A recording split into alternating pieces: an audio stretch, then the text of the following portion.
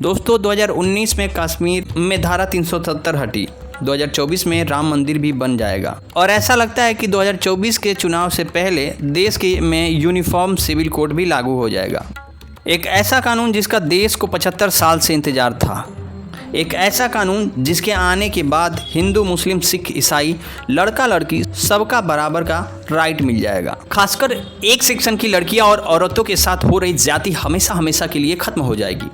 कायदे से uniform civil code आने की खुशी में सबको खुश होना चाहिए था, नाच कर अपनी घुंघरू तोड़ लेनी चाहिए था। मगर घुंघरू तोड़ने तो दूर, इसकी सुगबुगाहट होते ही एक वर्ग ने अपनी चूड़ियां तोड़ ली। वो ऐसे तड़प रहा है मानो किसी ने उसे गर्म तवे पे बिठा दी हो। तो क्या है यूनिफॉर्म सिविल कोड और उसके आने के बाद क्या क्या बदल जाएगा और क्यों कुछ लोग उसके आने के बाद सुनकर ही गर्म पॉपकॉर्न की तरफ फुदकने लगे?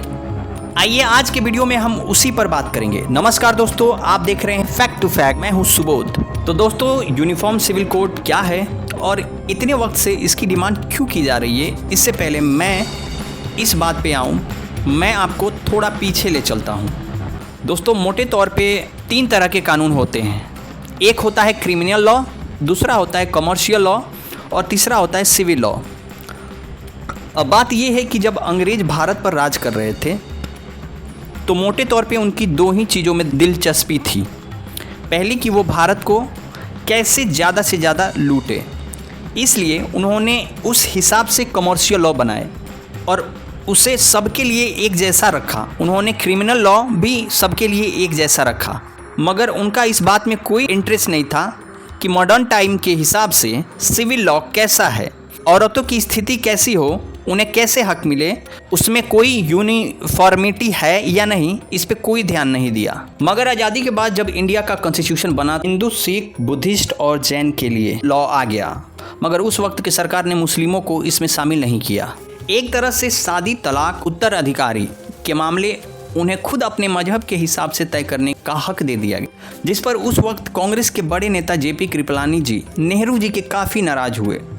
उन्होंने तो नेहरू जी के इस फैसले को सांप्रदायिक तक कह दिया। उन्होंने कहा कि ऐसा लगता है नेहरू सरकार मुस्लिम महिलाओं की स्थिति सुधारना ही नहीं चाहती। उन्होंने उस वक्त कॉमन सिविल कोड लाने की बात जब बीजेपी का जनतक नहीं हुआ था, मगर इन सब बातों का उस वक्त की सरकार पर कोई फर्क नहीं पड़ा। फिर शाहबानो केस हुआ, तब भी सुप्रीम कोर्ट ने पर्सनल लॉ के खिलाफ जाकर एक फैसला लिया, मगर अगेन राजीव गांधी जी की सरकार ने सुप्रीम कोर्ट के फैसले को ही पलट दिया। इस मामले पर राजनीति होती रही, मगर इस बीच लगातार अदालतें भी सरकार को कह रही थी कि भैया आप ना सिविल कोड लाओ। फिर धीरे धीरे देश की राजनीति में बीजेपी का उदय हुआ। बीजेपी ने कश्मीर से धारा 370 हटाने, अयोध्या में राम मंदिर बनवाने के अलावा इस मुद्दे को भी अपना कोर मुद्दा बना लिया और अब ऐसा लगता है कि इतने सालों बाद आखिरकार यूनिफॉर्म सिविल कोड आ ही जाएगा। अब आते हैं इस बात पे कि जब यूनिफॉर्म सिविल कोड आएगा तो इससे क्या फ़र्क पड़ेगा। दोस्तों, जब कॉमन सिविल कोड लाने की बात होती है तो बहुत सारे लोग हल्ला करने लगते हैं, जैसे ये मुसलमानों के खिलाफ है, उनके खिलाफ कोई बड़ी साजिश है, उनसे उनकी पहचान छीनने का कोई षड्यंत्र है। जबकि हकीकत ये है कि अगर ये आता है तो सबसे ज़्यादा फ़ायदा मुस्लिम महिलाओं और बच्चियों को ही होगा। हिंदू महिलाओं को तो आज भी बहुत सारे हक मौजूद कानून में मिली हुई है, लेकिन कॉमन सिविल कोड मुस्लिम महिलाओं की ज़िंदगी पूरी तरह बदल जाएगी। इसके आने के बाद सभी की शादी की एक उम्र तय कर दी जाएगी, लड़के लड़कियां सभी की। फिर किसी भी धर्म का शख्स उस उम्र से पहले बच्चे की शादी नहीं कर पाएगा। इसके पीछे का सोच ये है कि लड़कों के साथ लड़कियां भी कम से कम ग्रेजुएशन तो कर ही ले। इंस्टेंट ट्रिपल तलाक भले ही ख़त्म कर दिया हो, मगर ये भी सच है अभी भी कई ऐसे तरीके हैं जिसमें मुस्लिम महिलाओं को तलाक दे दिया जाता है और वो कुछ नहीं कर पाती। अगर यूनिफॉर्म सिविल कोड के आने के बाद तलाक लेने का प्रोसेस सभी के लिए एक जैसा हो जाएगा और हर किसी को उसे मानना ही होगा। कॉमन सिविल कोड लाने के बाद मुस्लिम महिलाओं को तलाक देने के बाद शौहर से गुजारा भत्ता पाने का भी हक मिल जाएगा। इस नए कानून के बाद मुस्लिम महिला बच्चा अडॉप्ट कर सकती है, जबकि मुस्लिम पर्सनल लॉ में मुस्लिम महिलाओं को बच्चा अडॉप्ट करने का हक नहीं था। बाकियों की तरह मुस्लिम मर्द भी एक से ज़्यादा शादी नहीं कर पाएंगे, यहाँ तक कि बेटों की तरह बेटियों को भी माँ बाप की संपत्ति बराबर का हक मिलने लगेगा। अब आप ही बताइए, किसी एक कानून से या कॉमन सिविल कोड से एक वर्ग की इतनी महिलाओं को उनकी हक मिले, उन्हें बराबर का दर्जा मिले, खुद पर हो रहे जुल्म से उन्हें मुक्ति मिले, तो इससे वेलकम करना चाहिए या एक कौम के खिलाफ साजिश बताकर इस पर चिल्लाना शुरू कर देना चाहिए। मगर जो भी लोग इसका विरोध करते हैं उनके पास विरोध करने का कोई जायज़ वजह नहीं है, कोई सॉलिड आर्गुमेंट नहीं है। उनका बस इतना कहना है कि जो भी चीज़ शरीयत के हिसाब से है उसमें बदलाव नहीं होना चाहिए। वो इस बात पर आर्ग्यू करने को तैयार ही नहीं होते कि क्या आधुनिक समाज में वक्त के साथ साथ बदलाव होना चाहिए या नहीं। वो इस पर भी कुछ नहीं कह पाते कि जब इतने सारे मुस्लिम देश आधुनिक समाज के तौर तरीके पर बराबरी के आधार पर कानून बना सकते हैं तो हम क्यों नहीं। मगर इन्हीं लोगों की बोलती बंद हो जाती है जब इन लोगों से पूछा जाता है कि आपको वो कानून लाने से इतनी परेशानी है तो फिर आप अपने लिए क्रिमिनल लॉ भी शरीयत के हिसाब से ही रख लें, जहाँ चोरी करने पर हाथ काट दिए जाते हैं, शराब पीने पर कोड़े मारे जाते हैं, बाकी अपराधों पर पत्थर भी मारे जाते हैं।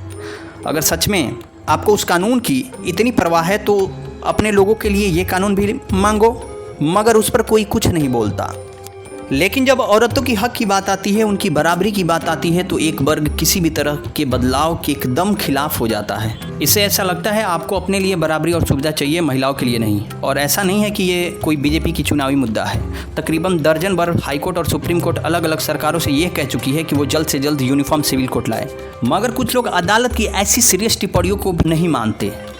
उनके लिए अदालत की ऐसी कोई बात मायने नहीं रखती।